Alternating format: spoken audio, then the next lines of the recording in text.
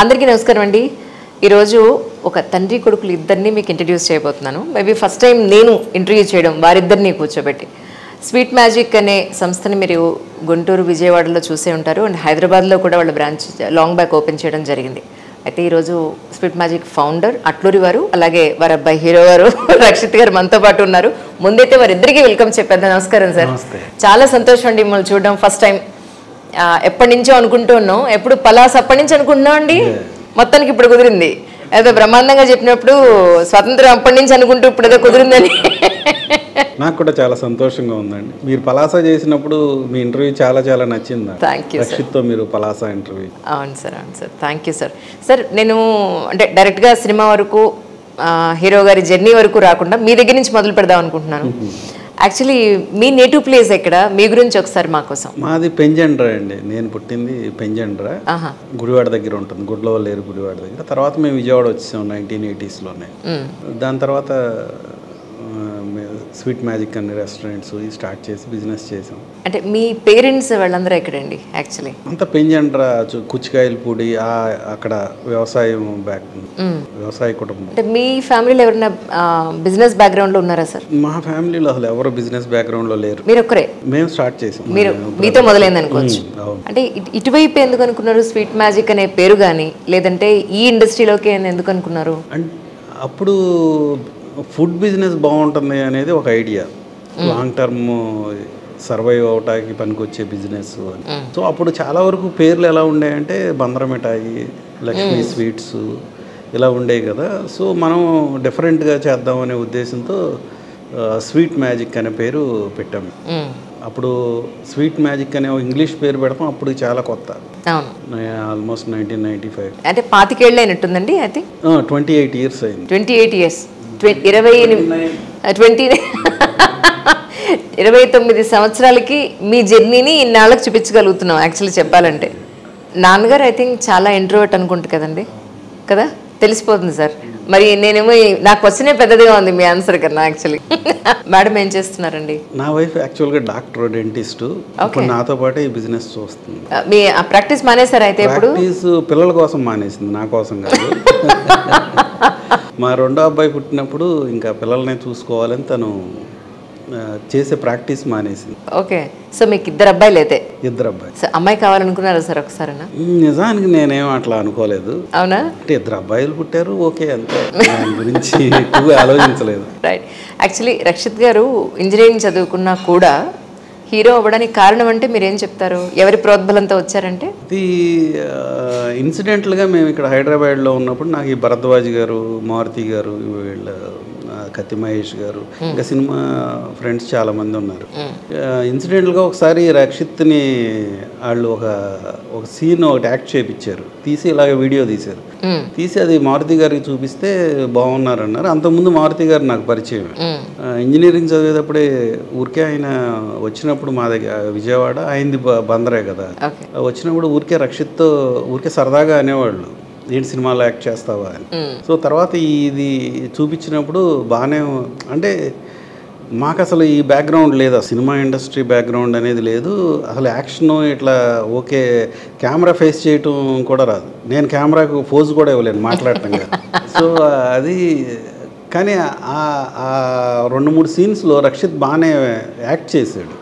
So అది చూసి బాగానే చేస్తున్నాడు అనుకుని ఊరికే సరదాగా అప్పుడు లండన్ బాబులు అనే సినిమా తీసి, తర్వాత పలాసా అప్పుడు మెచ్యూర్డ్ యాక్టర్గా చేస్తున్నాడు కాబట్టి సరే కొద్ది కాలం అసలు ట్రై చేద్దాము, ఇదేదో మనం అనుకుంటే అయ్యేది కాదు కదా. ఎస్పెషల్లీ యాక్టింగ్ కానీ సినిమా ఇండస్ట్రీలో మనగలగటం కానీ ఒక ఈ మీడియాలో ఒక దైవానుగ్రహంతో జరుగుతుందేమో అనిపిస్తుంది నాకు. లక్ ఫ్యాక్టర్ కూడా కొంత కలిసి ఉండాలి. లక్ అదే ఒక దైవానుగ్రహంతోనే ఇంత పెద్ద పెద్ద యాక్టర్లు అవుతారు అని నేను అనుకుంటున్నాను. నేను ఇక్కడికి వచ్చి చూస్తున్న తర్వాత ఇంకెక్కువగా అనిపిస్తుంది. అంటే మిగతా బిజినెస్లో చేసినప్పుడు మనం చాలా కష్టపడుతున్నాం, మనం సక్సెస్ అవుతాం, ఇంతేగాని వేరే ఆలోచన ఉండదు. కానీ ఇక్కడికి వచ్చినప్పుడు చాలా ఫ్యాక్టర్స్ కష్టంతో సరిపోదు, ఏదో ఒక కనెక్టివిటీ ఎక్కడో వేరే ఉంది నేను అనుకుంటున్నాను. యూపీఎస్సీ ఎగ్జామ్ రాసినట్టే సార్. ఇంటర్వ్యూ అది ప్రిలిమ్స్ అయింది, ప్రిలిమ్స్ అవ్వగానే సరిపోదు, మెయిన్స్ అవ్వాలి, మెయిన్స్ అవగానే సరిపోతే ఇంటర్వ్యూ కూడా అవ్వాలి. దాన్ని కూడా యూపీఎస్సీ ఎగ్జామ్ను కూడా ఒక సిస్టంలో కోచింగ్ ఇచ్చే ఒక మనిషి ఉన్నాడు. దాన్ని కూడా సక్సెస్ అవటానికి అంతకన్నా కష్టం అంటున్నారు ఇప్పుడు నాన్నగారి ఫీల్డ్. అంతకన్నా అంటే అసలు దీంట్లో ఇలా అయితే ఇది సక్సెస్ ఫార్ములా అనేది దాసనారాయణరావు గారు అద్భుతమైన సినిమాలు చేశారు. వాళ్ళ అబ్బాయిని ఎందుకు హీరోగా చేయలేకపోయారు? 100% ఒప్పుకుంటాను సార్. సో కాబట్టి అసలు దీనికి ఏదో ఉంది. ఇది కూడా ఉంది సార్, మీరు చెప్పింది ప్రతి ఫీల్డ్లోనే ఉంది యాక్చువల్లీ. ఇప్పుడు గవాస్కర్ గారు, సారీ సచిన్ టెండూల్కర్ గారు వాళ్ళ అబ్బాయిని క్రికెటర్ చేయాలని చాలా ట్రై చేశారు. ఆయన ఎంత గొప్ప క్రికెటర్, వాళ్ళ అబ్బాయిని చేయగలిగారు అంటే ఇట్స్ ఆల్మోస్ట్ మేబీ మీరు చెప్పినట్టు luck factor, something more than this ఇంకేదో ఉందని అనిపిస్తూ ఉంటుంది నిజంగానే. కానీ మూవీస్ అంటే అలా అన్నప్పుడు మీ ప్రోద్బలం ఉండిందా, లేకపోతే ఆయనే ఫస్ట్ ఇనిషియేట్ తీసుకున్నారా? రక్షిత్ గారు అంటే ఏం చెప్తారు? రక్షిత్ ఇనిషియేషన్ తీసుకుని చేశాడని నేను చెప్పలేను, కానీ అది అలా జరిగింది అంతే. ఒరిజినల్ పేరే రక్షిత్, ఏం మార్చుకోవాలని అనుకోలేదు. అంటే దేవుణ్ణి నమ్మితే దేవుణ్ణి నమ్మాలి అంతే, నేను అంతవరకే ఆలోచిస్తాను. ఓకే, దేవుణ్ణి నమ్మినాక మళ్ళీ బోల్డెన్ రకాలుగా నమ్మాల్సిన అవసరం లేదు. అంటే పేర్లని. కానీ ఫిల్మ్ ఇండస్ట్రీ అని అంటేనే చాలా స్ట్రగుల్ లైఫ్ అని అనుకోవాలి. అంటే మీకు చూస్తే బేసిక్గా వెనకాతలేమి ఇది హిట్ కొట్టకపోతే మనకు ఎలాగా అన్న పరిస్థితి మీకు లేదు. ఆయన గోల్డెన్ స్పూన్తో పుట్టిన మనిషి యాక్చువల్గా చెప్పాలంటే. అంటే వన్స్ ఇక్కడికి వచ్చి ఇక్కడున్న ఎన్విరాన్మెంట్ అంతా చూసిన తర్వాత ఇంజనీరింగ్ చేసావు కదా, అటు సైడ్ చూసుకోలేదే మన బిజినెస్ చూసుకో, ఎందుకు ఈ సినిమాలు అని మీకు ఎవరు అడ్వైజ్ ఇచ్చిన వాళ్ళు లేరు? నాకు చాలామంది చెప్తారు, నా ఎదురుగా చెప్పే చొరవ ఉన్న వాళ్ళు ఉన్నారు. నా వెనకమాల డెఫినెట్గా అంటాం, నాకు తెలుస్తుంది కదా, అది మనం వినకపోయినా ఆలోచన ఏంటో తెలుసు. ఇంత సక్సెస్ఫుల్గా చక్కగా బిజినెస్ చేసుకుంటా రక్షిత్ని చెడగొట్టావు అని అనేవాళ్ళు కూడా ఉంటారు. అంటే మా ఫ్యామిలీలో మేము అంత క్లోజ్గా మాట్లాడుకుంటాం, ఏంటి ఇది మనకు అవసరం అనేవాళ్ళు చాలామంది ఉన్నారు. ఎందుకంటే అక్కడ ఉంటే మా లైఫ్ స్టైల్ వేరు. ఇప్పుడు ఉండేదంతా విజయవాడనా సార్? కానీ స్వీట్ మ్యాజిక్ని మీరు కరెక్ట్గా ప్రమోషన్ ఏం చేయలేదా? మన ప్రోడక్టే మాట్లాడుతుంది అనుకున్నారా మీ ఉద్దేశ ప్రకారం? ప్రమోట్ చేసాం, ఫస్ట్ బాగానే చేసాం. అలీ గారు మాకు బ్రాండ్ అంబాసిడర్, బాగానే ప్రమోట్ చేసాం. ఈ కొద్దిగా ఒక 4-5 సంవత్సరాల నుంచి అంత పెద్దగా ఫోకస్డ్గా ప్రమోట్ చేయట్లేదు. బాబు సినిమాలని పట్టించుకుంటున్నారు మీరైతే. కొంచెం అయి ఉండొచ్చు. ఇప్పుడు రీసెంట్గా హైదరాబాద్లో స్టార్ట్ చేస్తున్నాం, వస్తే 2 monthsలో ఓపెన్ చేస్తాం. దర్గా రోడ్లో స్వీట్ మ్యాజిక్ ఒకటి ఉంది కదా సార్ ఆల్రెడీ? అది కరోనా టైంలో తీసాము. ఓకే, ఇప్పుడు ఫైనాన్షియల్ డిస్ట్రిక్ట్లో స్టార్ట్ చేస్తాం. స్వీట్ మ్యాజిక్లో ద ఫేమస్ డిష్ అంటే ఏం చెప్తారు? మా దగ్గర అలా ఫేమస్గా ఒక ఐడెంటిఫికేషన్లో నేను చెప్పలేను, కానీ ఉలవచారు బిర్యానీ ఒకటి బాగుంటుంది, కాజు స్వీట్స్ చాలా బాగుంటాయి, బైట్స్ బాగుంటాయి, స్వీట్స్ ఎక్కువగా అన్నీ బాగుండేటట్టుగానే.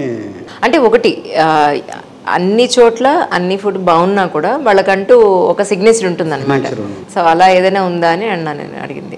అంత స్పెసిఫిక్గా నేను అంటే ఉలవచారు బిర్యానీ మా దగ్గర బాగా ఫేమస్, కాజు స్వీట్స్, కాజు బైట్స్ అది కూడా చాలా. రక్షిత్ గారు అక్కడికి వస్తే ఏం ఆర్డర్ చేస్తూ ఉంటారండి? నా ఎదురుగా ఏం ఆర్డర్ చేయడం అంతేనా? పక్క వాళ్ళు ఆర్డర్ చేస్తేనే పెద్ద పట్టింపు ఏం లేదైతే. కానీ పలాస సినిమాలో ఫస్ట్ మూవీకి పలాసకి రక్షిత్ గారిలో చాలా tremendous maturity acting point of వ్యూలో. ఆ మూవీ చూసినప్పుడు ఒక ఫాదర్గా మీరు ఏమనుకున్నారు సార్? అంటే మూవీ యాజ్ ఏ హోల్ బాగుంది. అంటే ఆ ప్రాసెస్లో చాలా ఇన్వాల్వ్ అయ్యాను కాబట్టి నాకు అంత ఎగ్జైటింగ్గా అనిపించదు. కాకపోతే రక్షిత్ని దాంట్లో సినిమా స్టార్ట్ చేసినప్పుడు 60 years ఏజ్లో స్టార్ట్ చేసాం. అంటే చాలా జుట్టు పెంచుకుని ఓల్డ్ నుంచి అదొక 60 daysలో కంప్లీట్ చేసిన సినిమా. సో దాంట్లో ఒక 4 generations కనపడతాయి, 60 years అంటే ప్రజెంట్. అది బ్యాక్కి వెళ్తే 30 years, 25 years, 17 years, ఈ ఏజ్ డిఫరెంట్ ఏజెస్లో కనపడతాడు దాంట్లో కదా. సో ఫస్ట్ 60 years ఏజ్ది షూట్ చేశారు పూర్తి జుట్టుగా, దాంట్లో కొంచెం మేకప్ వేసి. దాని తర్వాత అంతా జుట్టు కొంచెం కట్ చేసి మళ్ళీ 25 yearsకి తగ్గట్టుగా మేక్ ఓవర్ చేసి మళ్ళీ 17 yearsకి కావాల్సినట్టు జుట్టు అంతా తీసేసి అలా మేక్ ఓవర్ మార్చుతా చేశారు. అలా చేస్తున్నప్పుడు ప్రతి చేంజ్లోనూ నాకు ఆ డిఫరెన్స్ కనపడింది. ఓల్డ్ ఏజ్లో ఉన్నప్పుడు ఓల్డ్ ఏజ్కి సూట్ అయ్యాడు, ఫేస్ కూడా దాన్ని. అంటే మనం ఏం చేసినా కానీ ఫేస్ అలౌ చేయిందే ఎవరు ఏం చేయలేదు. అది ఒక అదృష్టం. అద్భుతమైన నటులు ఉన్నారనుకోండి, వాళ్ళకి దైవానుగ్రహంతో ఆ ఫేషియల్ ఇది వచ్చింది. ఎన్టీఆర్ రావణాసురుడికి ఓకే, రాముడికి ఓకే, కృష్ణుడికి ఓకే. అది ఎంత అద్భుతం. అది అది అది మేకప్లతో అయ్యే పని కాదు అది. సో అట్లాగే కొంచెం రక్షిత్ కూడా అదృష్టం ఉందని నేను అనుకున్నాను. నిజమా లేకపోతే ఫాదర్ గానే నాకు తెలియదు. మీ ఇద్దరు ఇప్పుడు రక్షిత్ గారు పెద్దనండి లేకపోతే చిన్న? పెద్ద. చిన్నబాబు ఏం చేస్తున్నారండి? MBA కంప్లీట్ అయింది. ప్లూరి ధ్యాన్ పేరు. ఇప్పుడు బిజినెస్, ఇప్పుడు నేను అక్కడ మానే ఎగ్గొట్టి తిరుగుతున్నాను కాబట్టి తను చూస్తా ఉంటాను. చిన్నబాబు అక్కడ చూస్తున్నారు. ఎగ్గొట్టేం లేదు సార్, ఇది ఇంకొక బాధ్యత. ఆయన ఒక బాధ్యత తీసుకున్నారు. ఓకే, ఆయన కూడా తీసుకొస్తే బాగుండేదండి, చక్కగా కంప్లీట్ అయి ఉండేది. అప్పుడు మదర్ గురించి ఒకటి మేము ఫోటో చూపిస్తే సరిపోయి ఉండేది, కనీసం అందరినీ చూపించలేకపోయినా at least. That's so nice sir. అంటే ఫర్దర్గా ఆయన ఫ్యూచర్ గురించి ఆలోచించినప్పుడు పర్వాలేదు మూవీస్లోనే ఉంటూ నువ్వు చేసుకో అని అంటారా, లేకపోతే ఇటు బిజినెస్ కూడా చూసుకున్నావు అంటారా? మీ అడ్వైజ్ ఏంటి? అంటే బిజినెస్ కంపల్సరీగా చూసుకోవాలి. మా business much very bigger than this film industry or his career in cinema industry. So business కంపల్సరీగా చూసుకోవాలి. ఓన్లీ దీంట్లో ఫ్రీ మనీ ఉందో లేకపోతే చాలా ఈజీగా సక్సెస్ అయిపోయి వేరే ఇంకేదో జరుగుతుందో అనేది అయితే కాదు. అబ్సల్యూట్లీ. సరే, ఇప్పుడు మీరు పక్కనే ఉన్న అడిగేస్తాను. ఇప్పుడు నేను అడిగేమంటారా? ఎప్పుడు పెళ్ళి అని అడుగుతున్నారండి చాలా మంది, చాలా మీ వీడియోల కింద. మరి పరస్పరాలు క్లారిఫై ఇచ్చేయండి. మ్యారేజ్ ఎప్పుడు చేశారు? మాకు చెప్పని కూడా చెప్పలేదు. ఇది విషయం. మోస్ట్ ఎలిజిబుల్ బ్యాచులర్ అండి అని చెప్పుకుంటుంటే నేను అది అడుగుతానని అని చెప్పాను. 2 years అయిపోయింది. So nice. రక్షిత్ గారు, చాలా ఏళ్ల తర్వాత మళ్ళీ మనం కలవడం. అప్పటికిప్పటికీ అసలు ట్రెమెండస్ చేంజ్ అండి మీలో మాత్రం. మీ యాక్టింగ్ అనండి, మీ పర్సనాలిటీలో కానీ looking really so energetic and young. Thank you అండి. Operation Raavan I think release ప్రీపోర్ అయినట్టుందండి. యా అవును, August 2nd అనుకున్నాము, బట్ ప్రీపోన్ చేసి July 26th వచ్చేస్తాం. అంటే రీజన్ ఏంటండి? అంటే వేరే మూవీస్ ఏమైనా ఉన్నాయి? August 2nd 4-5 సినిమాలు ఉన్నాయి. July 26th we are only Telugu cinema అని చెప్పొచ్చు. తెలుగులో రిలీజ్ అయ్యే. ఇప్పుడు మీరు విజయవాడలో ఉంటున్నారా, ఇక్కడ ఉంటున్నారా? హైదరాబాద్లో? అక్కడ ఉంటా, ఇక్కడ కరెక్ట్ డైలాగ్ చెప్పాలంటే ఆడ ఉంటా ఏడా ఉంటా అంటారు. రైట్. సో ఈ మూవీకి సంబంధించి ఎస్పెషల్లీ అంటే ఇది థ్రిల్లర్ అని అనుకోవచ్చా అండి? యాక్షన్ సైకో థ్రిల్లర్, అన్ని ఎమోషన్స్ ఉంటాయి. అలాగని ఓన్లీ బ్లడ్ షెడ్ అట్లా ఉండదు, మంచి ఎమోషన్స్ ఉంటాయి. రాధికా గారు ఉన్నారు, ఆవిడ రోల్ చాలా ప్రామినెంట్ గా ఉంటుంది. ఆల్ కైండ్స్ ఆఫ్ ఎమోషన్స్ ఉన్న సినిమా.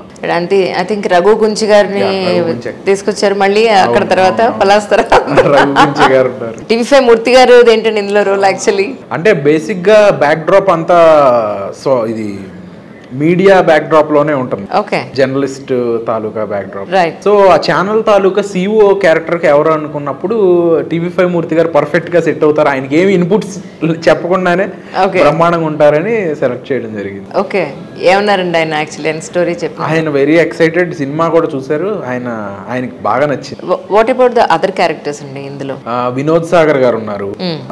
ఆయన రీసెంట్ గా మహారాజా అండ్ భారతీయుడు ఈ 2 సినిమాల్లో వెరీ ప్రామినెంట్. రాక్షసుడులో టీచర్ క్యారెక్టర్, ఆయన చాలా మంచి role.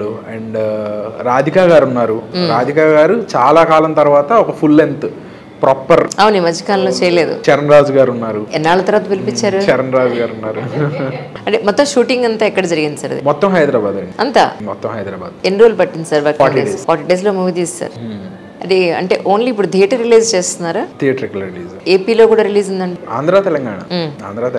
What about the music part sir? Music background score వచ్చేసి వసంత్ గారు చేశారు. Extremely good. ఆ మ్యూజిక్ కంపోజిషన్ గానీ ట్రైలర్ లో చూసాను, చాలా బాగా వచ్చింది. ఇది హీరోయిన్ అమ్మాయి, కొత్త అమ్మాయి అండి? అవునండి, మలయాళం సినిమా, మలయాళం హీరోయిన్.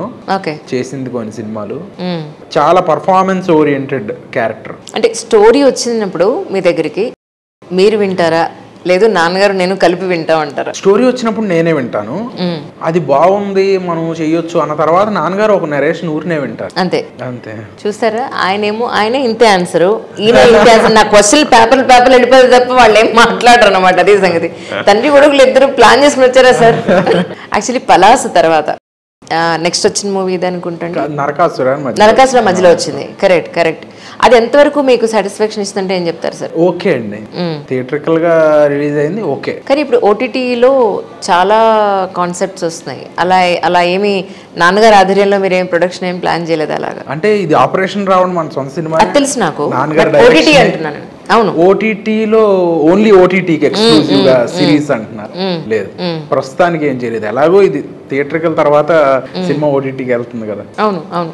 అంటే ఇప్పుడు ఎలా అయిపోయిందంటే business has lot of changes has come a point of వ్యూలో. అంటే ఇప్పుడు మీరు డైరెక్షన్ కూడా చేశారని అనుకోవచ్చా సార్ ఇప్పుడు ఇందులో? నాన్నగారు డైరెక్ట్ చేశారు. అదే అంటున్నాను, మీకు అనుభవం లేదు కదా. How come sir? మీ ప్రొడక్షన్ లో వచ్చిందని అనుకుంటున్నాను తప్ప మీరే అసలు how come you're into direction sir? అంటే ఈ పలాస తీసినప్పుడు సినిమా ఇంతకుముందు ఫస్ట్ సినిమా చేసినప్పుడు ఇవన్నీ కొంచెం ఆ స్టోరీల్లో అట్లా అంతా ఇన్వాల్వ్ అయ్యాము. అలా కాకుండా ప్రతి సినిమా చూసే ప్రతి మనిషి అది బాగుందో లేదో చెప్తున్నాడు కదా, అలాగే బాగుందో లేదో చెప్పే అలవాటు నాకు కూడా ఉంది. అలాగే దీని గురించి కామెంట్ చేయటం, సినిమా బాగుందా లేదా అనేది ఈ అలవాటు ఉంది. అలాగే సినిమా తీసేటప్పుడు స్టోరీ ఇలా ఉండాలి అని అనుకోవటం, ఇప్పుడు రివ్యూ చెప్పేవాళ్ళలాగానే ఇది బాగలేదు అది బాగలేదు అనుకోవటం, ఇవన్నీ అలవాటైన విషయాలు. అలాగే సినిమా ఎందుకు ఇన్ని రోజులు తీయాలి, 80 రోజులు తీయాలి, 100 రోజులు తీయాలి, 2 సంవత్సరాలు తీయాలి, ప్రతి సినిమాకి అవసరం లేదు కదా అనేది నేను అనుకున్నాను. సో ఇవన్నీ నేను చాలా అనుకోవచ్చు, చాలా అనొచ్చు. నా దగ్గరికి వచ్చే డైరెక్టర్లు కొత్తగా స్టోరీ చెప్పేవాళ్ళు వాళ్ళ ఫీలింగ్స్ ఎట్లా ఉంటాయంటే సరే చెప్పడం చాలా చెప్పవచ్చులే, తీస్తే తెలుస్తుంది అన్నట్టు ఉంటుంది నాతో అనకపోయినా కానీ. సో అది కూడా నేను అనుకుని సరే అసలు తీసి చూద్దాము అని నన్ను నేను. అది కాదు సార్, నా ఉద్దేశం ఏంటంటే మనం ఊహించడం వేరు, చెయ్యాలి అని మనం చేయగలం అనే మన సెల్ఫ్ కాన్ఫిడెన్స్ వేరు. ప్రాక్టికల్గా గ్రౌండ్ రియాలిటీలోకి వచ్చినప్పుడు మీకు అందులో ఉన్న లోటుపాట్లనండి, అందులో ఉన్న ఇబ్బందులు అనేది మీకు చాలా క్లియర్గా అర్థమవుతుంటుంది. అలా మీరు ఫేస్ చేసింది ఏంటి ఇందులో ఇప్పుడు? అంటే నాకు అసలు సినిమా డైరెక్షన్ గురించి బుక్స్లో కొన్ని చదివాను, స్క్రీన్ ప్లే గురించి చదివాను, కానీ సెట్స్కి వెళ్ళి తీయటం అనేది రాదు. ఎంత రాదు అంటే నాకు ఫస్ట్ రోజు రోల్ కెమెరా యాక్షన్ అంటే తెలియదు అసలు. మీ పక్కన ఎవరైనా సీనియర్స్ని పెట్టుకున్నారా కనీసం? అందుకని రక్షిత్ ఏం చేశాడంటే first 3 days shoot fight sequence start చేశారు. అంటే నాకు రాదని తెలిసి మరి అది డైరెక్ట్గా చెప్పలేడు కదా, అందుకని ఫస్ట్ ఫైట్ సీక్వెన్స్ స్టార్ట్ చేశాడు. ఫస్ట్ ఫైట్ తీద్దాం అన్నాడు. సరే ఎందుకంటే తర్వాత అర్థమైంది నాకు. సో ఆయన ఫైట్ మాస్టర్ వచ్చి చెప్తాడు కదా రోల్ కెమెరా యాక్షన్. సో అప్పుడు సో నాకు నిజంగానే తెలియదు. సో తర్వాత నుంచి కంటిన్యూస్గా షూట్ చేసాము. 36 days 37 daysలో అవజేసాము. అంటే ప్రీ ప్రొడక్షన్ అంతా ప్రాపర్గా పేపర్ మీద అన్నీ రాసుకున్నాము. కెమెరా వర్క్ కానీ, డైలాగ్స్ కానీ, ఇవన్నీ స్టోరీ కానీ తరువుగా ప్లాన్ చేసి మేమేమనుకుంటున్నామో దాన్ని ఒక బౌండెడ్ స్క్రిప్ట్గా తయారు చేసుకుని షూట్కి వెళ్ళాం. సో షూట్కి వెళ్ళిన తర్వాత నేనేమి ఇన్కన్వీనియన్స్ ఏమి ఫీల్ అవ్వలే. ఇప్పుడు ఇది చేయలేము, ఇది కొత్త, అట్లా నేనేం అనుకోలేదు. డైరెక్టర్కి డిఓపికి ఆల్మోస్ట్ ఒక వైఫ్ అండ్ హస్బెండ్లా ఉంటారు ఏ సినిమాకైనా సరే అని అంటారు. మీరు చూస్తే డైరెక్షన్లో కొత్తగా వచ్చారు, డిఓపితో మీకేం ప్రాబ్లం అవ్వలేదు సార్? ఎందుకంటే మీ మనసులో ఉన్న పిక్చర్ని ఆయన క్యాప్చర్ చేయగలగాలి. అండ్ మోర్ ఓవర్ లైట్ ఎక్కడ కరెక్ట్గా ఉంది, మీరు అనుకున్న యాంగిల్ కరెక్ట్గా వచ్చిందా లేదా, మీ థాట్ని ఆయన అర్థం చేసుకోవాలి, ఆయన చెప్పింది మీరు అర్థం కావాలి. ఇదంతా ఎలా జరిగిందండి బాబు? అంటే ఈ సినిమాలో తప్పు ఒప్పులు అన్నిటికీ నేనే బాధ్యుడిని. ఓ మై గాడ్, అంత పెద్ద బాధ్యత తీసుకున్నారా?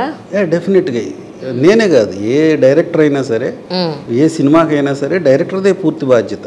వాళ్ళ తర్వాత వేరు వేరు కారణాలు చెప్పొచ్చు, అలా అయింది ఇలా అయింది, మమ్మల్ని ప్రొడ్యూసర్ తీయనివ్వలేదు, కెమెరామెన్ చేయనివ్వలేదు, మ్యూజిక్ సరిగ్గా రాలేదు, ఇవన్నీ కరెక్ట్ కారణాలు కాదు. ఏ సినిమాకైనా ఫ్లాప్ హిట్ డైరెక్టరే, 100% డైరెక్టర్ అని నేను అనుకుంటున్నాను. అలాగే ఈ సినిమాకి కూడా నా దగ్గర చుట్టూతో ఉన్న వాళ్ళు ఎక్స్పీరియన్స్ వాళ్ళే, నేను ఎక్స్పీరియన్స్ లేకపోయినా నాకు కెమెరా ఎలా కావాలి అనేది నేను బుక్స్ చదువుకున్నాను. రిఫరెన్స్గా బోల్డ్ అని సినిమాలు ఉన్నాయి, సొంతంగా చేయాల్సిన అవసరం అదేం అవసరం లేదని నేను అనుకున్నాను. నాకు లైటింగ్ మణిరత్నం గారి లాగా కావాలా, స్పీల్బర్గ్ గారి లాగా కావాలా, రామ్ గోపాల్ వర్మ గారి లాగా కావాలా, గాడ్ ఫాదర్లో లైటింగ్ కావాలా, అది నేను డిసైడ్ అవ్వాలి. ఆ రెఫరెన్స్లు చాలా ఉన్నాయి కదా, నేను ఏ సీన్ తీస్తున్నాను, ఆ సీన్లు ఇంతకుముందు బోల్డ్ అంతమంది చాలాసార్లు తీసి ఉండి ఉంటారు. ఆ రెఫరెన్స్లు చాలా పనికి వస్తాయి కదా, ఆ ఎక్స్పీరియన్స్ ఆ థాట్ ప్రాసెస్ నాకు ఉంది. సో ఎంత లైటింగ్లో ఈ సినిమా చూపించాలి, ఇంతకుముందు సినిమాల్లో ఒక సీన్ని ఏ సీన్ని ఎలా ప్రజెంట్ చేశారు, అవన్నీ చాలా రిఫరెన్స్లు ఉన్నాయి కదా. మనమేం కొత్తగా ఓ అద్భుతం చేసామని చెప్పవసరం లేదు. రిఫరెన్స్లతో నేను కెమెరామెన్కి ఇట్లాగే కావాలని చెప్పాను. ఆయన కొంచెం అటు ఇటు సంకోచపడినా కానీ ఆఖరికి నా మాట ప్రకారం ప్రొడ్యూసర్ కమ్ డైరెక్టర్ కమ్ ఉన్న మనిషిని ఎలా కాదంటాం మేము, అనలేం కదండి, వినాల్సిందే. అన్లెస్ అదర్వైజ్ మనం చెప్పేది కన్ఫ్యూజన్ గానో లేకపోతే ఇబ్బందిగానే ఉంటే డెఫినెట్గా అంటారు. End of the day result బాగానే ఉంది, ఇది బాగానే వస్తుంది అని వాళ్ళు ఫీల్ అయితేనే సరిగ్గా అవుతుంది. నాన్నగారి డైరెక్షన్లో యాక్టింగ్ చేయడానికి నిజంగా మీకు ఇబ్బంది అనిపించలేదండి? అవునా? ఇబ్బంది ఏమి లేదు. ఫైట్ అంటే యాక్షన్ కట్ చెప్పడం ఒకటే రాదు, మిగతా అన్నీ వచ్చు. కథ మీద ఐడియా కానీ స్క్రీన్ ప్లే మీద కానీ even lots and lots of సినిమాలు మేము చిన్నప్పటి నుంచి చాలా సినిమాలు చూసేవాళ్ళం. బ్లాక్ అండ్ వైట్ సినిమాలు, పాత సినిమాలు చాలా చూపించేవాళ్ళు, రోజు సినిమాలు చూసేవాళ్ళం. ఈవెన్ మా అన్ని రెస్టారెంట్లోనూ బ్లాక్ అండ్ వైట్ ఫోటోలు, ఎన్టీఆర్ గారి, సావిత్రి గారి ఈ ఫోటోలే ఉంటాయి. సో చాలా ఐడియా ఉంది సినిమా మీద ఎలా చేయాలని. ఓన్లీ ఆ యాక్షన్ కట్ అంతవరకు చెప్పడం రాదంతే. అంటే ఏమీ తెలియకుండా సినిమా చేయటం అనేది ఇంపాసిబుల్. అండ్ ప్రాపర్ సీనియర్ కో డైరెక్టర్ని వాళ్ళని కూడా ఎవరిని పెట్టుకోలేదు మేము. ఎక్స్పీరియన్స్ ఉన్న కో డైరెక్టర్ అంతే, సీనియర్ కో డైరెక్టర్లు అట్లా ఎవరూ లేరు. లోహిత్ అని డైలాగ్ రైటర్ ఉన్నాయి అండ్ చీఫ్ అసోసియేట్ ఆయన ఉన్నారు. ఆయనకి కూడా ఇది సెకండ్ సినిమా అనుకుంటా. ఆయన చాలా కోఆపరేటివ్గా చేశాడు సినిమా దీంట్లో. And it was never easy. ఒక సినిమాని డైరెక్ట్ చేయడం, ప్రొడ్యూస్ చేయడం, హీరో ఫాదర్గా ఉండడం అనేది ఇట్ వాజ్, కానీ నిజంగా చాలా బాగా హ్యాండిల్ చేశారు. నేను భయపడి పెట్టడం కాదు కానీ ఒక ఐడియా వస్తుంది, మనము కిక్ స్టార్ట్ చేయాలన్న దాంట్లో యాక్షన్ సీక్వెన్స్తో మొదలుపెట్టాం 3 days. తర్వాత అసలు చాలా బ్రహ్మాండంగా తీసుకెళ్లారు సినిమాని ముందుకి. ఈవెన్ అంటే నేను ఒక్కడనే ఉండి చేస్తే ఏదో నాతో తంటాలు పడితే అయిపోతుంది అనుకోవచ్చు. సినిమాలో ఇంతమంది పెద్ద ఆర్టిస్టులతో ప్లస్ రాధికా గారు లాంటి ఆర్టిస్ట్ ని హ్యాండిల్ చేయడమే చాలా కష్టం. ఆవిడ కథ నచ్చకపోతే అసలు ఆవిడ చేయరు. సో ఆవిడ కథ చెప్పి ఆవిడ నొప్పించి సెట్స్ లో ఆవిడ్ని హ్యాండిల్ చేయడం అనేది వన్ ఆఫ్ ద పెద్ద పెద్ద డైరెక్టర్లు కూడా సీనియర్ యాక్టర్స్ ని కొంచెం హ్యాండిల్ చేయడం ఎవరికైనా. సో ఇంతమంది ఆర్టిస్టులని హ్యాండిల్ చేశారంటే డెఫినెట్లీ చాలా హార్డ్ వర్క్ చేశారు. పొద్దున్నే 4 వెళ్ళిపోయేవారు సెట్కి, నేను 6:30-7 అట్లా వెళ్ళేవాడిని. దీని ప్రకారం పొద్దున్నే వెళ్ళిపోయి లైటింగ్ మొత్తం కావాల్సినట్టుగా చేసుకునేవాళ్ళు. అది వచ్చేదాకా అది రావాల్సింది అంతే. రెఫరెన్స్లు ఇందాక చెప్పినట్టుగా రెఫరెన్స్లు అంటే సీన్ రెఫరెన్స్లు కాదు, లైటింగ్ ఎలా ఉండాలి, షాడో ఎలా పడాలి, కెమెరా యాంగిల్ కింద నుంచి ఉండాలా, పై నుంచి ఉండాలా, అదన్నీ చాలా చాలా నాలెడ్జ్ తో చాలా సీనియర్ డైరెక్టర్ వర్క్ చేస్తే ఎలా ఉంటుందో అలా చేశారు. నేను అనేది సరే, ఆయన వరకు ఆయన జాబ్ గురించి మీరు పక్కన పెట్టండి, ఆయన ముందు కెమెరా ముందు ఆయన ముందు యాక్ట్ చేయడానికి మీ సంగతి ఏంటి అని నాకేమి అసలు అంటే అట్లా అనుకుంటే అసలు ఏమి చేయలేము. ఎగ్జాక్ట్లీ ఆ ఇన్హిబిషన్ నాకు లేదు. ఎందుకంటే పలాసాలో షూటింగ్ అప్పుడు ఉన్నారు నాన్నగారు కొంతవరకు. సో పలాస అప్పుడు ఉండేది కొంచెం. పలాసాలో ఐ థింక్ ఫస్ట్ షాట్ నాన్నగారు నా ఉండి చూసినప్పుడు సిగరెట్ తాగే షాట్. నాకు అసలు అలవాటు లేదు, మా నాన్నగారు ముందు సిగరెట్ కాల్చాలి. So that was the first shot. అది కొంచెం కంగారుగా ఇదిగా అనిపించింది, కానీ యాక్టింగే కదా చేసేది అని అట్లా. చెరువు దగ్గర ఉంటుంది కదా ఇంటర్వెల్ సీన్ అనుకుంటుంది. మా బ్రదర్ క్యారెక్టర్ వచ్చి ఇట్లా చంపేయమన్నాడు అంటే నేను వెనక్కి తిరిగి మరి ఏం చేద్దాం అనుకుంటున్నాం అంటాను. ఆ షాట్ అప్పుడు ఉన్నారు, పెద్దగా కష్టమేమో అనిపించాల. ఇందులో అలాంటి సీన్ మీకేం లేవా? లేదు, లాట్స్ ఆఫ్ యాక్షన్ ఉంటుంది ఇందులో. చాలా మంచి యాక్షన్ సీక్వెన్స్లు ఉన్నాయి, చాలా కష్టపెట్టారు. ఏ డైరెక్టరు నన్ను అంటే ఆ యాక్షన్ సీక్వెన్స్ అంత tough and risky. 40 feet container lorry ఉంటుంది కదా, బైక్ మీద నుంచి దాని మీదకి జంప్ చేయాలి. మీ ట్రైలర్ లో కూడా షార్ట్స్ ఉన్నాయి, దోస్ వర్ వెరీ డిఫికల్ట్. అంటే నేను 40 feet హైట్ లోంచి ఆ యాక్షన్ సీక్వెన్స్ చేశాను ఇదివరకు సినిమాలో, but these were very challenging. ఆ కంటైనర్ మీద పరిగెట్టేది కానీ అలాంటివి చాలా చేసాం, కాళ్ళు ఎరగొట్టుకున్నాం. దీనికేనా? అమ్మ బాబాయ్, ఏంటి సార్ కాలేజీ కూడా సార్ మొత్తం ఎక్కడైనా కాలేజీకి వెళ్ళి సరిగా పద్ధతి లేకపోతే కాలేజీ కొడతారా అంటారు, ఇక్కడ సీన్ సరిగా చెబితే కాలేజీ కొట్టరే మీరు. అంటే కొన్ని యాక్షన్ సీన్లు తీసేటప్పుడు తప్పదండి, కొంత చిన్న చిన్న ప్రాబ్లమ్స్ జరుగుతాయి. డెఫినెట్గా అట్లాంటి మనం రెడీ అయ్యే ఉండాలి, అలా జరగకుండా ఉండేటట్టుగా నెక్స్ట్ ప్రాక్టీస్ చేసుకోవాలి. సినిమాలో ఇన్ని బైక్ సీన్లు తీపిచ్చారు, నాకు చిన్నప్పటి నుంచి బైక్ దోడడం నేర్పించాలి. అంటే అసలు బైక్ని పూర్తిగా తెలియదు నాకు, రక్షిత్ బైక్ నడుపుతాడని తెలియదు. సడన్ గా చూసి బైక్ నడపడం వచ్చా నీకు అని అడిగారు. అది మన పిల్లలు ఏం చేస్తారో మనకే తెలియదు, అదే విషయం. ఇలాంటి వస్తే గానీ మాకు తెలియదు అనమాట డ్రైవింగ్ చేస్తాను. నేను చాలా బాగా నడుపుతాను, అంటే ఇంజనీరింగ్ లో కనీసం నేర్చుకుంటాం కదా బేసిక్, అట్లాగే వచ్చు. ట్రాఫిక్ లో నడపడం ఇవన్నీ టఫ్ నాకు ఇప్పటికి కూడా. కానీ ఈ సినిమాలో అన్ని స్టంట్లు చేయించారు బైక్ మ్యాన్ నుంచి. అండ్ ఒకరోజు కారుకి కెమెరా ఫిక్స్ చేసి ట్రాఫిక్ లోనే సెకండ్ హాఫ్ లో ఉంటాయి కొన్ని episodes, they were very difficult. And ఇంకొక షాట్ లో డైరెక్ట్ బైక్ కే రిగ్ కట్టి కెమెరా ఉంది. కానీ కాల్కి ఏమైంది ఇప్పుడు చెప్పండి. అసలు 3 నెలలు రెస్ట్ తీసుకోమన్నారు డాక్టర్, కానీ 20 రోజులకే షూటింగ్ పెట్టారు. ఆ మాత్రం కూడా గ్యాప్ లేదు. మరి ఏమండి రెమ్యునరేషన్ ఇచ్చలేదు మా హీరోకి, చెప్పండి మీరు నాకు. అసలు అంటే ఓ టీం వర్క్ లో మనం అలాంటి పెద్దగా పట్టించుకుని కూర్చుని దానివల్ల అంత డెలికేట్ గా ఫీల్ అవ్వకూడదు, చెయ్యాలి. చిన్నప్పటి నుంచి అంత డెలికేట్, చాలా స్ట్రాంగ్ అండి, సెన్సిటివ్ గా ఏమి అనిపించట్లేదు అసలు. కొట్టారండి ఎప్పుడన్నా ఆయన్ని చిన్నప్పుడు? అంటే తిట్టడం కూడా లేదు, అంటే నేను అంత జాగ్రత్తగా ఉంటాను.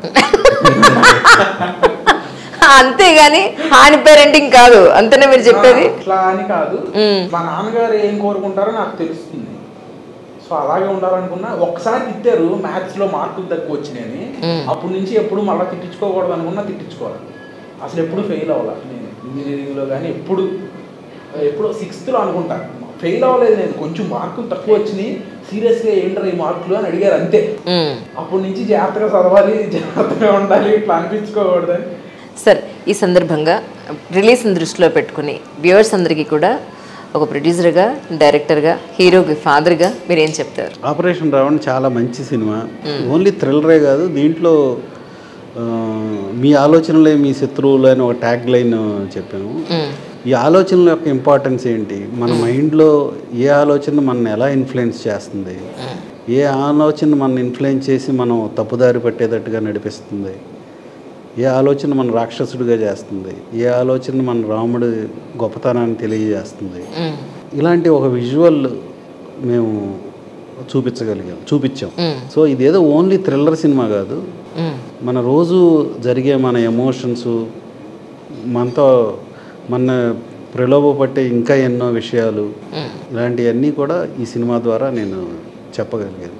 అలాగే రాధిక గారిది ఒక ఎక్స్ట్రాడినరీ పెర్ఫార్మెన్స్ ఉన్న రోల్కి ఆవిడ చేశారు. సో చాలా అద్భుతమైన రోల్స్ ఇంతకుముందు ఆవిడ చేశారు, అంతటి అద్భుతమైన రోల్ దీంట్లో కూడా చేశారు. కానీ మీ ఫ్యామిలీ అందరూ భోజనానికి వెళ్ళారంటే స్వీట్ మ్యాజిక్ వెళ్తారా, ఇంకెక్కడికైనా వెళ్తారా అని చెప్పండి నాకు. అసలు నాకు రెస్టారెంట్కి వెళ్ళి భోజనం చేయడం పెద్దగా ఇష్టం ఉండదు అసలు. ఇంట్లో మా రెస్టారెంట్కి నేను అసలు భోజనానికి అన్నట్టు వెళ్ళను, టేస్ట్ చూడటానికి వెళ్తాను. అది మీరు అందరూ కలిసి భోజనానికి వెళ్ళరా అయితే? మీరు అంటే ఇంట్లోనే ఎక్కువ తినడానికి ప్రిఫరెన్స్, అందరం కలిసి. అయితే బయటికి వెళ్ళి తినడం నాకు పెద్దగా ఎంజాయ్ చేయను, నాకు అన్ని తప్పులే కనపడతాయి. పర్ఫెక్షనిస్ట్ ప్రాబ్లమే అది సార్. మనకు చూసిన వెంటనే ఏదైనా ఒక మనిషిలో కానీ వస్తువులో కానీ అందులో నెగిటివ్ పాయింట్సే కనపడుతూ ఉంటాయి, అదైతే 100% కరెక్ట్. కానీ ఇప్పుడు ఈ మధ్యకాలంలో ఈ food and safety, food and quality వాళ్ళకి సంబంధించి చాలా రకాలైన న్యూస్లు మనకి వినపడుతూ ఉన్నాయి మీడియాలో. సో మీరు అక్కడ ఎలాంటి కేర్ తీసుకుంటున్నారంటే ఏం చెప్తారు సార్? అంటే బయటికి వెళ్ళి తినడానికే భయపడుతున్న రోజులు అన్నట్టు అయిపోయాయి, అలాంటిది మీ దగ్గర ఎంత క్వాలిటీ కంట్రోల్ ఉంది, ఎంత క్వాలిటీ ప్రోడక్ట్ వస్తుంది స్వీట్ మ్యాజిక్ నుంచి అంటే ఏం చెప్తారు? డెఫినెట్గా మంచి క్వాలిటీ ప్రోడక్ట్స్ ఇవ్వడానికి కావాల్సిన ఇన్ఫ్రాస్ట్రక్చర్ అంతా మా దగ్గర ఉంటుంది. మెయిన్ ఎప్పుడైనా ఇన్ఫ్రాస్ట్రక్చర్ ప్రాపర్గా ఉంటాం. సో ఆ ఇన్ఫ్రాస్ట్రక్చర్ అంతా మా దగ్గర ప్రాపర్గా ఉంది కాబట్టి మేము కస్టమర్లకి ఏది కావాలో అలాంటి క్వాలిటీ ఫుడ్ ఇవ్వటానికి అన్ని జాగ్రత్తలు తీసుకుంటాం. ఇవాళ కొన్ని అన్నిటినీ ఒకటే రకంగా చూడలేము, నేననే కాదు ప్రతి బిజినెస్ చేసే అతను జాగ్రత్తగా ఇవ్వటానికి ట్రై చేస్తాను. సో మీడియాలో వచ్చే వార్తలు కొంచెం అలర్ట్గా మాత్రమే తీసుకోవాలి, కానీ దాన్ని చూసి భయపడే అంత ఇష్యూస్ కాదని నేను అనుకుంటున్నాను. రక్షిత్ గారు, ఇప్పుడు ఈ సినిమాకి సంబంధించి అందరికీ మీరు ఏం చెప్పదలుచుకున్నారంటే ఏం చెప్తారు? డెఫినెట్లీ ఒక మంచి సినిమా చేయడానికి ప్రయత్నించాము. ఎట్లా అయితే పలాస చేసాము మా ప్రొడక్షన్ హౌస్ నుంచి, జనాలు చాలా బాగా ఆదరించారు నన్ను కానీ సినిమాని కానీ. సో అంతకన్నా బెటర్ సినిమా ఇవ్వడానికే ప్రయత్నించాం సుధాస్ మీడియా ద్వారా. సో ఇది ఒక రెగ్యులర్ సైకో థ్రిల్లర్ సినిమా కాదు, డెఫినెట్లీ మిమ్మల్ని అందరినీ థ్రిల్ చేసి ఒక మంచి ఎక్స్పీరియన్స్ని అందించే సినిమా అవుతుంది. సో జూలై 26న అందరూ మీ ఫ్యామిలీస్తో వెళ్ళి సినిమా చూడాలని కోరుకుంటున్నాను. సూపర్. నేను మీతోనే ఇంకొంచెం పని ఉంది సార్. అంటే ఇప్పుడు మీ ప్రొడక్షన్లో ఎస్పెషల్లీ లేదంటే మీ డైరెక్షన్లో బోత్ ద వేస్ 2 రకాలుగాను చెప్పండి. రక్షిత్ గారు కాకుండా ఇంక వేరే కథలు ఏదైనా వచ్చినా, వేరే హీరోతో వచ్చినా మీరు ప్రొడ్యూస్ చేసే ఉద్దేశంలో ఉన్నారా డైరెక్షన్ కానీ? ఇది రేపు హిట్ అయిన తర్వాత మీరే డైరెక్టర్ అయిపోవచ్చేమో చెప్పలేం కదా, అందుకని. హిట్ అయిపోతే నేనే డైరెక్టర్ అవ్వచ్చుగా అనే దాంట్లోనే చాలా ఆన్సర్ ఉంది. అచ్చా. కాబట్టి అలా గ్యారంటీగా సినిమా నచ్చుతుందనే అనుకుంటున్నాను. అది ఇంకా దీన్ని కంటిన్యూ చేస్తానా లేదా అనేది పెద్ద, అంటే నాకు ఇంట్రెస్టే, అయితే నాకు ఎంత టైం ఉంది, ఆ టైం దీన్ని స్పెండ్ చేయడం కరెక్టా కాదా అనేది చూసుకుని చేస్తాను. కానీ ఇదేదో రెగ్యులర్ ప్రొఫెషన్ లాగా నేను చేయను. This is my main profession అన్నట్టుగా చేయను, ప్యాషన్ కొద్దీ చేయడమే. So in case production point of వ్యూలో యాజ్ అ ప్రొడ్యూసర్గా అంటే అది రక్షిత్ కెరీర్ ఎట్లాగూ కావాల్సినట్లుగా రెగ్యులర్గా సినిమా తీద్దాం అనుకుంటున్నాను. ఇంకా రెగ్యులర్గా ఈ మీడియాలో వస్తున్న చేంజెస్ ఇవన్నీ అర్థం చేసుకుని ఇంకా కొత్తగా ఎలా చేయాలి, ఏం చేయాలి, ఇదంతా స్టడీ చేయాల్సింది ఉంది. డెఫినెట్గా స్టడీ చేసి కొత్తగా ఏం చేయాలి, సినిమాలు తీయాలా లేకపోతే వెబ్ సిరీస్లు తీయాలా, ఇది కూడా ఒక మెయిన్ హ్యూమన్ నేచర్లో కావాల్సిన మెయిన్ ఎంటర్టైన్మెంట్. ఫుడ్ తర్వాత క్లాత్ తర్వాత ఎంటర్టైన్మెంటే కదా. అలాంటిది వాళ్ళ ఫస్ట్ ప్లేస్కి ఎంటర్టైన్మెంట్ వెళ్ళిపోయిందేమో అనిపిస్తుంది, ఫుడ్ కూడా సెకండరీకి వెళ్ళిపోయింది. సో డెఫినెట్గా ఎంటర్టైన్మెంట్ ఇండస్ట్రీలో ఉండటం మంచిదేనే అనుకుంటున్నాను నేను. కాకపోతే మిగతా ఇండస్ట్రీలో కన్నా ఇక్కడ వేరే రకాల ఏమంటాం మనం వాటిని ప్రలోభాలకి లోనయ్యే అవకాశం ఉండే ఇండస్ట్రీ కాబట్టి ఎక్కువ మంది సజెస్ట్ చేస్తారు వద్దు. వాటిని అర్థం చేసుకోవడంలో సక్సెస్ అయితే ఈ ఇండస్ట్రీలో కూడా సక్సెస్ అవ్వదు. రక్షిత్ ఇప్పుడు నేను సినిమా చేస్తా అంటే ఒక సినిమా స్టోరీ రాసుకున్న తర్వాత రక్షిత్ క్యారెక్టర్కి ఎంత ఇంపార్టెన్సో అంతే ఉంటుంది. మీరు ఈ ఆపరేషన్ రావడం చూసిన వాళ్ళందరూ నేను రక్షిత్కి తక్కువ ఇంపార్టెన్స్ ఇచ్చాను, నువ్వు సొంతంగా సినిమా తీసుకుని రక్షిత్ని ఇంకా బాగా చూపించాలి కదా అని 90% అదే అన్నారు. ఓకే. సో కాబట్టి నా సినిమాలో ఎప్పుడు కూడా ఈ రోల్ని అనవసరంగా పెద్ద చేయటం చిన్నది చేయటం అనేది చేయటం వల్ల సినిమా పాడైపోతుంది, మనం చెప్పాల్సిన కథ పాడైపోతుంది. సో అదైతే నేను ఖచ్చితంగా నమ్ముతాను. ఈ సినిమా చూస్తే మీరు సినిమాగానే ఉంటుంది కానీ రక్షిత్ మా అబ్బాయి లేదా ప్రొడక్షన్ హౌస్ రక్షిత్ కాబట్టి రక్షిత్ని బాగా చూపిద్దాం అలా ఉండదు అసలు. ఆయనకి పెళ్లి చూపులు వెతకడానికి అప్పుడు అమ్మాయి ఎలా అయితే రక్షిత్ గారికి ఇంటికి అట్లూరు వారి ఇంటికి సరిపోతుందని అనుకున్నారు మీరు? రక్షిత్ తన ఇష్టమైన అమ్మాయి నాకు అని చెప్పాడు. ఒక నెల రోజులు ఆలోచించుకున్న తర్వాత నీకు ఇష్టమేనా అని మళ్ళీ అడిగా నేను. ఇష్టమే అన్నాడు. ఇంకా నేనేం ఆలోచించలేదు దాని గురించి. సార్ మీరు లవ్ మ్యారేజ్ అన్నమాట విషయం. వీళ్ళు నన్ను పిలవలేదు సరే కదా, కనీసం ఇన్ఫర్మేషన్ కూడా లేదు. ఇప్పుడు మీ పుణ్యమని తెలుసుకుంటున్నాను సార్. మరీ అన్యాయం అండి మీరైతేను. అయితే నెక్స్ట్ టైం మీరు వచ్చినట్టు మీకు కపుల్ ఇంటర్వ్యూ తీసుకుందాం. అరేంజ్ మ్యారేజ్ అంటే పెద్దగా మేము అడిగేవాళ్ళం కాదు. సరే అంటే లవ్ తర్వాత అరేంజ్డ్ అండి, అది విషయం మర్చిపోద్దు మీరు. ఏం సార్? అవును, అంటే వాటి మీద నాకు పెద్దగా నేను ఆలోచించి అద్భుతం చేస్తాను లేకపోతే రక్షిత్ అయితే చేయడు, వాళ్ళు ఆలోచించలేరు, పెద్దవాళ్ళే బాగా ఆలోచిస్తారు, అలాంటి కండిషనింగ్ మైండ్ నాకేమీ లేదు. సో కాబట్టి అవన్నీ పెద్దగా ఆలోచించను. సోషల్ మీడియాలో తండ్రి పాత్ర గురించి, వైఫ్ పాత్ర గురించి చాలా కామెడీ నడుస్తూ ఉంటుంది సార్. వైఫ్ లేకపోతేనే లైఫ్ బాగుందని ఒకళ్ళు అంటే, ఆవిడ పుట్టింటికి వెళ్ళిపోతేనే మాకు ప్రశాంతం అన్నట్టు ఇంకొకళ్ళు పెడుతుంటారు. నిజానికి మీ ఉద్దేశ ప్రకారం మీరు ఒక భర్త, ఒక కొడుకు, ఒక ఫాదరు. సో ఈ పాయింట్ ఆఫ్ వ్యూలో ఒక వైఫ్ గురించి, ఒక భర్త పాత్ర గురించి మీరు ఏం చెప్తారు? అంటే అది ఊరికే సరదాగా కన్వీనియన్ జనాలను ఎంటర్టైన్ చేయడమే ప్రస్తుతం మీడియా చేస్తున్న పని కాబట్టి దాన్ని మాత్రమే జనాలు తీసుకుంటారని ఆఖరికి wife and husband relation, father mother relation, son and father relation, even mother father రిలేషన్లో తాతలు తండ్రులు అందరి రిలేషన్ని కామెడీ చేసేసారు. దాంట్లో ఉన్న బాధ్యత కానీ గౌరవాన్ని కానీ పూర్తిగా మర్చిపోయారు. ఎందుకంటే ఓన్లీ జనాలు ఈ జనరేషన్ యూత్ ఓన్లీ ఎంటర్టైన్మెంట్కే ప్రాధాన్యత ఇస్తారు అని అందరూ నమ్మేస్తున్నారు. ఎందుకు నమ్ముతున్నారు, దీనికి ఎట్లా బ్రేక్ చేయాలో అయితే నాకు తెలియదు. కానీ ఇప్పుడున్న జనరేషన్ అంతా ఓన్లీ ఎంటర్టైన్మెంట్ మాత్రమే వీళ్ళకి తెలుసు, దాన్ని మాత్రమే వీళ్ళు ఫాలో అవుతారు అని అనుకుంటున్నారు. మాకు తెలిసినప్పుడు మేము యూత్గా ఉన్నప్పుడు చాలా సోషల్ ప్రాబ్లమ్స్కి చాలా సార్. సీరియస్లీ అంటే రంగేసుకుంటే అలాగే ఉంటుంది. అంటే అప్పుడు సోషల్ ప్రాబ్లమ్స్ కొంచెం రెస్పాండ్ అయ్యేవాళ్ళం యూత్ అంతా. అంటే నాకున్న ఈవెన్ ఆర్కే లక్ష్మణ్ గారు కార్టూన్ వేస్తే దాన్ని ఎంతో అద్భుతంగా చూసేవాళ్ళం. సో మరి ఇప్పుడు యూత్ అంటే పూర్తిగా తెలవదు, పైకి కనపడేది మాత్రం ఓన్లీ ఎంటర్టైన్మెంట్. అలాగే దీంట్లో ముఖ్యంగా నాకు అబ్జెక్షన్ ఏంటంటే భార్యాభర్తల్లో ఉన్నప్పుడు లేడీస్ దాన్ని అలౌ చేయకూడదు. లేడీస్ ఇండివిజువాలిటీని వాళ్ళకి తగ్గించుకోవడం అన్నిటికన్నా పెద్ద ప్రాబ్లం అని నేను అనుకుంటున్నాను. అన్ని రకాలుగా వాళ్ళ బట్టలు అవ్వచ్చు, వాళ్ళ ఇదే బిహేవియర్ అవ్వచ్చు. నాకున్న పర్సనల్ ఇదేంటంటే అసలు ఆడ మగ ఈక్వల్ అనేది చాలా తప్పు మాట. నాకున్న పర్సనల్ చాలా డిఫరెంట్ కైండ్ ఆఫ్ నేచర్ ఉన్న రెండు హ్యూమన్ ఎంటిటీస్ అని నేను అనుకుంటున్నాను. సో దాన్ని అర్థం చేసుకోవట్లేదేమో, అర్థం చేసుకోకుండా కొంత మన మానవ సమాజ మనుగడ నడిచిపోయి ఇబ్బందులు వస్తున్నాయేమో అని నేను అనుకుంటున్నాను. సో దాన్ని సరిగ్గా అర్థం చేసుకుని ముందు ఆడవాళ్ళ రెస్పెక్ట్ని ఆడవాళ్ళు కాపాడుకోవాలి. అది చాలా చాలా ఉపయోగపడుతుంది సమాజానికి. దానివల్ల మాత్రమే మగవాళ్ళు ఆడాలని గౌరవిస్తారు. అది లేకపోతే మగవాళ్ళు అసలు గౌరవించరు ఆడాలని. ఎప్పుడైతే ఆడవాళ్ళు సెల్ఫ్ రెస్పెక్ట్గా ఉంటారో మగవాళ్ళు చాలా జాగ్రత్తగా ఉంటారు. ఇదంతా నేను పర్సనల్గా ఫీల్ అవుతున్నా.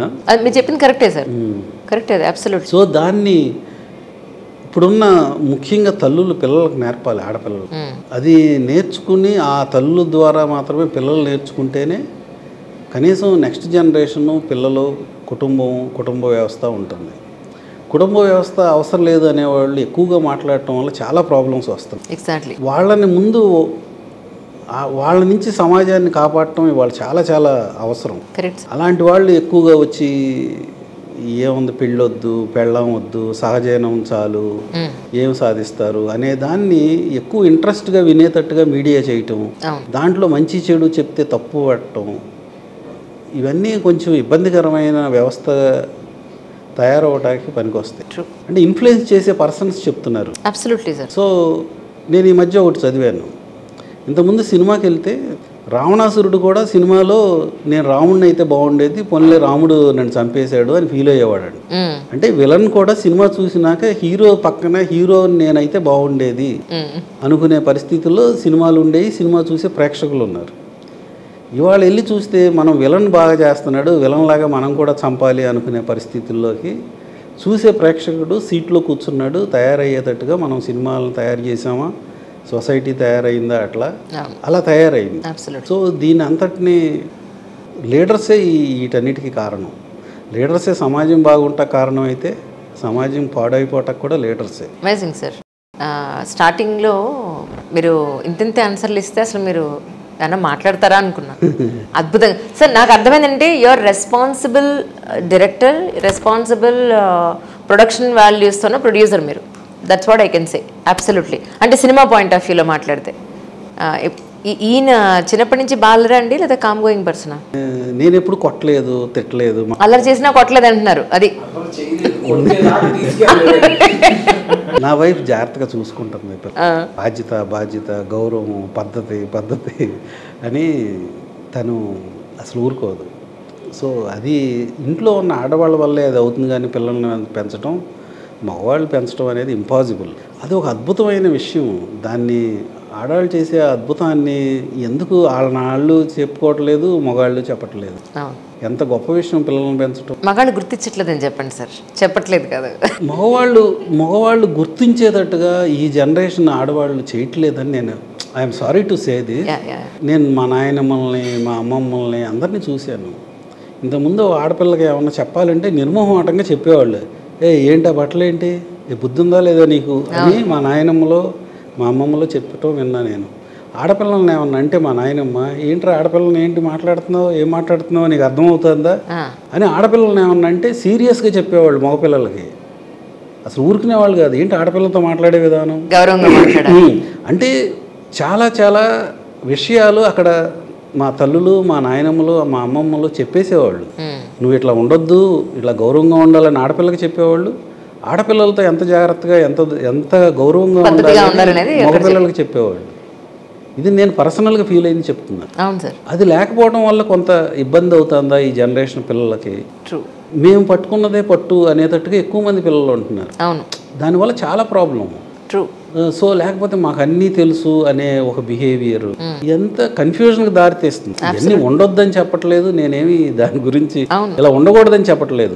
ఎక్కువ కన్ఫ్యూజన్స్ క్రియేట్ చేయడం, ఎక్కువ కన్ఫ్యూజన్స్లో బతకడం చాలా ఎక్కువ పెద్ద ప్రాబ్లం. సార్ మిమ్మల్ని ఎవరు అడగలేదు సినిమాల్లోకి రమ్మని? నేను అసలు సినిమా ఫోటోకి కూడా నేను పోజులు ఇవ్వలేను. అవునా? నాకు అసలు ఇష్టం ఉండదు ఫోటోలు పెట్టుకోవడం, తీసుకోవడం. జనరల్గా పిల్లలు టీనేజ్లోకి వచ్చిన తర్వాత 10th వరకు ఒక లైఫ్, ఇంటర్మీడియట్ నుంచి డిగ్రీ, ఆ తర్వాత అంతా ఒక లైఫ్. టీనేజ్ దాటిన తర్వాత మనిషి జీవితాన్ని 2 పార్ట్లుగా, అంటే ఒక 30 ఏళ్ల లోపల 2 పార్ట్లు అని అనుకుంటే టీనేజ్ వరకు ఒక లైఫ్, టీనేజ్ తర్వాత ఒక లైఫ్ అని. కొంతమంది అంటారు పిల్లలకి డబ్బులు ఇస్తేనే చెడిపోతారు అని, కొంతమంది అంటారు వాళ్ళకి కంఫర్ట్స్ ఇస్తేనే వాళ్ళకి కారు ఇవ్వడం వల్ల చెడిపోతారు, లేదంటే డబ్బులు ఇవ్వడం వల్ల చెడిపోతారు అని అంటారు. కొంతమంది అంటారు డబ్బులు ఇవ్వకపోతే చెడిపోతారు వాళ్ళు, అవతల వాళ్ళ మీద ఫ్రీ మనీ కోసం వీళ్ళు అట్రాక్ట్ అవుతారని. ఒక ఫాదర్గా వీళ్ళిద్దరిని మీరు ఎలా పెంచారంటే ఏం చెప్తారు సార్? నేను ముందు సరిగ్గా ట్రాన్స్పరెంట్గా ఉంటాను. నాలో ఏమి దాగుడు మూతలు లేవు. నా లైఫ్లో వాళ్ళు చూడందో, వాళ్ళు తెలుసుకోలేదో, నేను దాచుకునేదో, నా సెల్ కూడా రహస్యాలు ఏం లేవు. నేను సరిగ్గా ఉన్నాను కదా. సో దాంతో నేను నా పిల్లలతో కలిసి పడుకుంటాను. మా రెండో అబ్బాయితో ఈ రోజు కూడా నైట్ నా దగ్గరే పడుకుంటాడు వచ్చి. అంటే అంత క్లోజ్ గా ఉండాలి అని చెప్తున్నా నేను. లేదండి, ఇప్పుడు ఇంటర్మీడియట్ పిల్లలు నాకు సెపరేట్ బెడ్రూమ్ కావాలి అడుగుతున్నారు కదా. సో అది ఆ విషయం గురించే చెప్తున్నా. సో అంత ఇండివిజువాలిటీ అవసరం లేదు. ఇప్పుడు మీ ఫాదర్ దగ్గర ఒక పాప వచ్చి వాళ్ళ ఫాదర్ దగ్గర ఉండే సెక్యూరిటీ, ఆ కాన్ఫిడెన్స్ నరనరాన వస్తుంది. అది రోజు అది జరిగితే. సో రోజు కానీ నేను ఎక్కడో మందు కొట్టాలి, లేకపోతే ఏదో వేరే కార్యక్రమం ఉంది అని నా పిల్లడికి చెప్పకుండా నేను వెళ్తున్నాను అనుకో, నేను అనుకునేది నాకన్నా ముందు తను గ్రహించగలరు కదా ఇంట్లో పిల్లలు. సో నేనే ఒక రోల్ మోడల్ అట్లా అవుతున్నప్పుడు నేను ఎట్లా చేస్తాను? సో అది లేకుండా ఉండటం ముందు కావాల్సింది పేరెంట్స్. ఇంకొక పాయింట్ కూడా నాకు అర్థం కాదు సార్, ఇప్పుడు దీంతో ముగిచ్చేస్తాను, ఎక్కువ టైం తీసుకోను. ఎక్కువ టైం అయిపోయింది, పాపం మీటింగ్ ఉందని చెప్పారు. ఈ ఒక్క పాయింట్ తోటి అంటే పిల్లలు పేరెంట్స్ని చూసి నేర్చుకోరు, పేరెంట్స్ ఏం చేస్తారో అది చేస్తారని అంటారు. అంటే సార్ ఈరోజు సిగరెట్లు తాగేవాళ్ళు, పిల్లలు ఎవరైతే సిగరెట్లు తాగుతున్నారో, ఎవరైతే తాగుడు బానిసలు అవుతున్నారో, డ్రగ్స్కి అడిక్ట్ అయి ఉంటున్నారో, ఇంట్లో వాళ్ళందరూ చాలా పద్ధతిగా ఉన్న ఫ్యామిలీస్ ఉన్నాయి సార్. అంటే సొసైటీ నుంచి ఎక్కువ వీళ్ళు తీసుకుంటున్నారు, ఫ్యామిలీ నుంచి వాళ్ళే పెద్దగా ఏం తీసుకోవట్లేదేమో అని అనిపిస్తుంది నాకు. మీరేమంటారు సార్? మీరు అబ్జర్వ్ చేసింది అప్పుడు మీ జనరేషన్కి ఇప్పుడు వీళ్ళ జనరేషన్కి చూస్తే ఆ పాయింట్ ఆఫ్ వ్యూలో మీకు ఎక్కడ వేరియేషన్ అనిపించింది? అంటే డెఫినెట్గా పిల్లలతో టైం స్పెండ్ చేయటం, పిల్లలతో కలిసి ఉండటం, అది అంటే అన్నిటికీ మనం ఇదే కారణం అని అలా చెప్పలేం. కానీ అంటే ఏమైనా పిల్లలు డ్రగ్ అడిక్ట్ అయ్యారు, సిగరెట్లు తాగారు అంటే టోటల్గా పేరెంటింగ్ ఇదే తప్పని చెప్పలేము. కానీ వాళ్ళకి ఇండివిజువాలిటీ ఉండాలని వాళ్ళని బయటికి పంపిస్తాము. బయటికి పంపించినప్పుడు వేరు వేరు స్నేహాల్లో న్యాచురల్గా కొంతమందికి కొన్ని అలవాట్లు తొందరగా వచ్చేస్తాయి. సో దాన్ని పేరెంట్స్కే ఆపాదించి వాళ్ళదే తప్పని చెప్పలేము. వాళ్ళు ఇండివిజువల్గా ఉండాలంటే వాళ్ళు బయటికి పంపించాల్సిందే, వాళ్ళు ఇండివిజువల్గా ఎదగాల్సిందే, ఇవన్నీ కంపల్సరీగా జరగాలి, తెలుసుకోవాల్సిందే. ఆ ప్రాసెస్లో availability of so many other things like drugs కానీ, సిగరెట్లు కానీ, లిక్కర్ కానీ. ఇంతకుముందు లిక్కర్ తాగడం అనేది చాలా పెద్ద ఇష్యూ సార్. సోషలైజేషన్ అయిపోయింది సార్, చాలా సింపుల్ లైన్ అయిపోయింది, వెరీ సింపుల్. తాగకుండా డిన్నర్ ఏంటి అనే పద్ధతిలో అదేదో చాలా మామూలు విషయం లాగా. నేను చాలా సంవత్సరాల పాటు అసలు ఆడపిల్లలు డ్రింక్ చేయడం అనేది నా కళ్ళతో నేను చూడలేదు. అది వాళ్ళు చాలా మామూలు విషయం అయిపోయింది. సో వీటినన్నిటిని ఎలా తీసుకోవాలో మరి నిజంగా చూద్దాము. కరెక్టే సార్, చాలా చాలా దారుణమైన సిచ్యువేషన్ అది. అంటే అల్టిమేట్లీ ఇప్పుడు వీళ్ళ హెల్త్ అన్నాం కన్నా ఫర్దర్ నెక్స్ట్ జనరేషన్స్ హెల్త్ నాశనం అయిపోతుంది. నెక్స్ట్ జనరేషన్ హెల్త్ సైకలాజికల్గా వాళ్ళు ఒక కాన్ఫిడెంట్గా ఉండటం, కాన్ఫిడెంట్గా ఒక రెస్పెక్ట్ఫుల్ లైఫ్ ఒక జనరేషన్ టుగెదర్ ఎందుకు రెస్పెక్ట్ఫుల్గా ఉన్నాము, ఒకళ్ళ మీద ఒకళ్ళకి అభిమానం గౌరవం ఉండటం అనేది చాలా గొప్పగా బాగుంటుంది అది. సో ఇండివిజువల్గా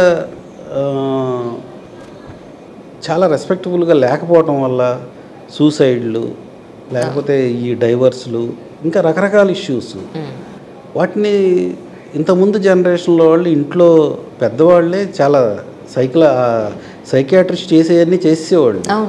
సో ఆ అవకాశం లేనప్పుడు ఎక్కువ హ్యాపీగా ఉన్నారేమో అనుకుంటున్నాను. ఎస్పెషల్లీ రక్షిత్ గారి దగ్గరికి వచ్చేటప్పటికి మూవీ అనుకున్న స్థాయిలో, మనం ఎక్స్పెక్ట్ చేసిన స్థాయిలో కన్నా ఎప్పుడన్నా అంత కొంచెం తగ్గినప్పుడు, ఎక్స్పెక్టేషన్ దాని స్థాయికి అది రీచ్ అవ్వనప్పుడు ఆయన ఎలా రిసీవ్ చేసుకుంటారండి? అంటే ఆయన డిసప్పాయింట్ అవుతారా, లేకపోతే మీరు డిసప్పాయింట్ అయితే ఆయన ధైర్యం చెప్తారా? ఏం జరుగుతుంది అప్పుడు? అండి దాని గురించి కరెక్ట్గా ఆన్సర్ నేను చెప్పలేను, కానీ డెఫినెట్గా కొంచెం డిసప్పాయింట్మెంట్ ఉంటుంది. కానీ ఓకే, గో హెడ్ అనుకుంటాం మనం. మనకి ఇదే ఫైనల్ ఇది కాదు, మనం చేయాల్సిన ప్రయత్నంలో లోపం లేకుండా చేయటం. ఇప్పుడు ఈ సినిమా చేసాము, మా ప్రయత్నంలో లోపం లేకుండా చేస్తున్నాము. సినిమా అనేది ఎవరు ఇది గ్యారంటీగా బాగుంటుంది అని చెప్పి ఏం చెప్పలేము సార్. ఎవరు ఎంత చేసినా, ఎవరు చేసినా అది హిట్ అవుతుందా ఫ్లాప్ అవుతుందని ఎవరూ చెప్పలేరు. సో కాబట్టి దాన్ని ఏమి మనం ముందు అది మైండ్లో మనకు ఉంది, రక్షిత్కి ఉంది, నాకు ఉంది. సో దాన్ని మనం అంత పెద్ద సీరియస్గా తీసుకుని ఇబ్బంది పడాల్సిన అవసరం లేదు. Such a wonderful conversation sir, really. Operation Ravana మనస్ఫూర్తిగా సిగ్నేచర్ స్టూడియోస్ నుంచి మేమంతా కూడా సూపర్ డూపర్ హిట్ అవ్వాలని కోరుకున్నాను రక్షిత్ గారు. We wish you all success definitely. ఒకసారి మూవీ చూసాక చేద్దాం అనుకున్నాను, బట్ మూవీ చూడకుండానే చేయాల్సి వచ్చింది.